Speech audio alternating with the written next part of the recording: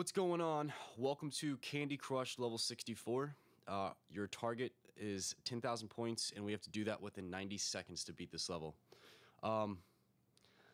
Like most time levels, I'm actually not very good at it. Most people are going to barely beat the 10,000 point minimum.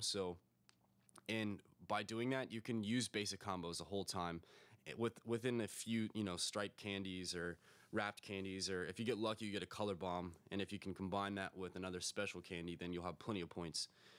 With that said, though, first thing you need to do is just keep making basic combos. Don't waste too much time trying to break through the chocolate or licorice cages, but work near them. But just if you can't find anything, just as you see, my mouse is erratic across the board because I'm just looking around everywhere possible just to make a match. Because you really should just be making basic combos like every second. Also, any time bonuses you see, you need to scoop those up because, if you get 4 of those, that's 20 seconds. And that 20 seconds can be the difference between you beating this level or not. Also, of course, I would say control the chocolate, but it's really hard to do that on a level like this. So just try working towards the bottom of the board until all the cages and chocolate are gone. And as breaking the chocolate and cages will actually give you more points as well. So it is good to try to work near the bottom of the board.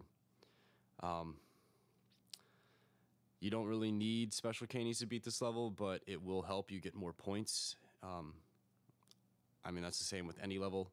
Like I was saying, using the time bonuses will help a million times over. I barely got an extra 6 seconds there, which, could be the difference in me beating this or not. So I barely just beat that 1 star. For me personally, I don't really care. So anyways, if you guys have any other questions about level 64, I know that was really fast, just comment below or go to the website with the link below. See you later.